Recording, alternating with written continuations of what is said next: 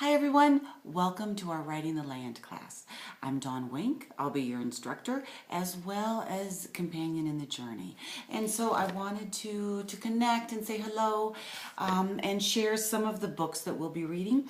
And I also wanted to talk a little bit about, and I wrote about this in the week one overview, but how this course came into being. And it was through literally, as I wrote to you, it was through walking and riding and writing the land. And what I discovered, I grew up on a ranch in southeastern Arizona in the middle of the Sonoran Desert. We were 25 miles from town on a dirt road. And now I live in Santa Fe, New Mexico, where the landscape demands notice and appreciation and respect. And my parents' ranch on the western prairie of South Dakota, and you talk about demanding notice and respect, as many of you, well, some of you live there and many of you are familiar with, but the land is a huge part of my life. I didn't realize it was going to be so foundational in my writing until a number of years ago. And once I realized how I connected as a human being, when I read about how others wrote about the land, when I connected as a human being and how it deepened my own writing to connect with the land, and then I really started to pay attention. I really started to focus on that, and I really started to look at what the land has to teach us.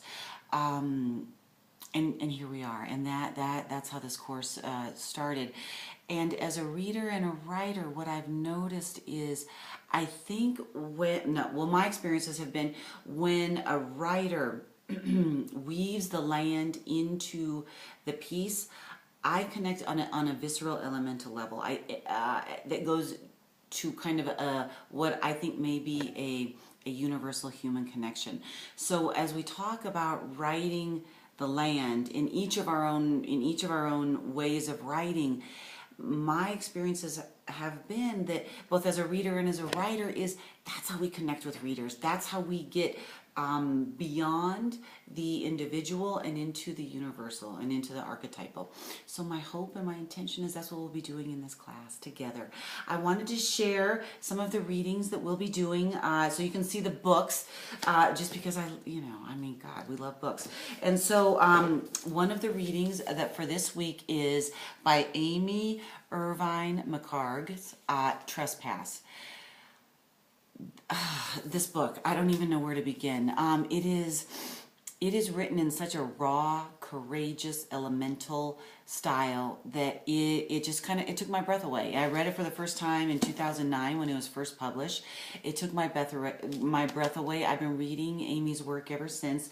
Amy has very generously offered any questions that we have, any connections that we want to make with her. She welcomes those, and so I for sure will take her up on that.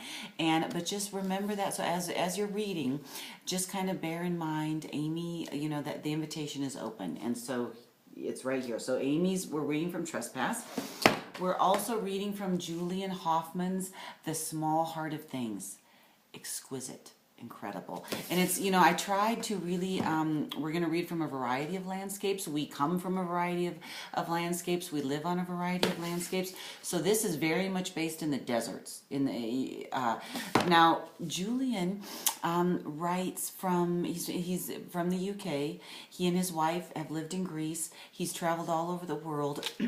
So he writes from, it's a global, we'll read about lochs and we'll read about plateaus and so, but this is his book that we'll be reading from. He also has very generously offered to respond, connect with any of us who would like to connect with him. I so hope we'll take these authors up on their offers, because they are kind of really incredible human beings and writers. So we're also reading from Ruth McClanahan's Word Painting, and what we're reading from her is The Eye of the Beholder. And I selected this particular piece to read about writing because of the attention to detail that she brings, and she identifies the eye of memory, the eye of childhood.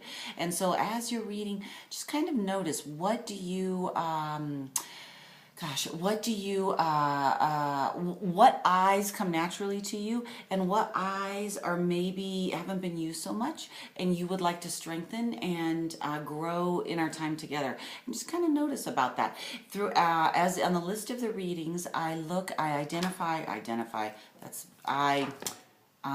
ponder is a much better word than that. Ideas that I encourage you to write about in your journal, whether you write in hand in your journal or on your computer, whichever is most naturally to you. But just kind of muse. Follow those writing prompts wherever they may take you. We're also reading from a book that I know very well, Meadowlark, having poured a decade of my soul into it. And so I was just going to read to you just the authors, just the first. The author's note. I found this journal spanning 1911 to 1930 hidden in my great-grandmother Grace's house nearly 20 years after her death. A faded blue hair ribbon was tied around it. A scrap of pink paper held between the cover and first page of the journal fluttered to the floor the first time I opened the book. On it was written in Grace's handwriting, "There was but one way to heaven for me, and the path went straight through hell." 2 dried prairie roses fell intertwined from the last page. And this week we're reading that author's note and chapter 1. So, and okay, we also are getting some amazing wisdom from some incredible writers this week through video. And I chose these writers very specifically, and actually these pieces very specifically. I noticed as I was looking through lots of different videos and reading, there's some common threads that run through what these writers share with us that resonated very much with me as a writer. And so, anyways, I hope you'll enjoy. One is our dear, and I have all of these writers, I have all their books. So I just thought I'd show you some of them.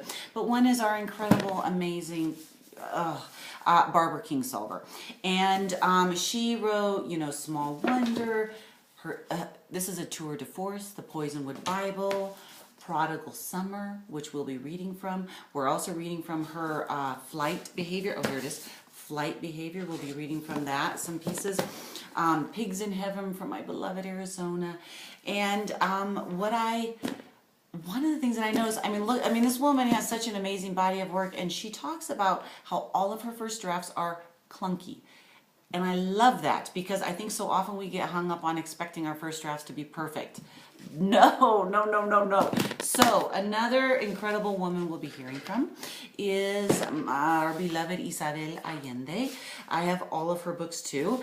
But anyways, here's just some of them. Portrait in Sepia, Ines of My Soul, Daughters of Fortune. And she is, and you talk about writing the land, no matter where she is grounded, and the same with Barbara Kingsolver. The land is a character. The land comes alive. The land tells the story. The land gives insight into the characters. And so these women, we have so much we can learn from these women. And I also, there's also in there from Anne Rice, one of the most prolific writers out there. I love what she has to say about writing. And at the end of the week, we'll talk, once you've seen all the videos, we'll talk about all this. This is her latest, The Wolf Gift, which actually my sons are reading right now. I have not read this one yet. I've read everything else by her. I handily gave my sons this book for Christmas so I could read it. Oh well. So let me think if there's anything else. Okay, one of the pieces, and it's if on the weekly overview, you'll see that it's kind of laid out in order. There actually is a reason for that order. So if I encourage everybody to kind of go through it in order.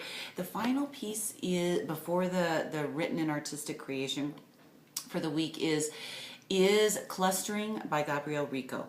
I'm going to do a whole thing on clustering probably on like Thursday or Friday, somewhere around there, Thursday or Friday, because I really want to I want to show you what that looks like, but please read the chapter first, and also there's a writing prompt to actually cluster around a word from the land or your life. But that process has been transformational in my own writing life, and so I want to dedicate some time to that. So I just want to say hello and welcome. We're off. I welcome any and all questions. I cannot tell you how much I'm looking forward to this class. And here we go. Okay.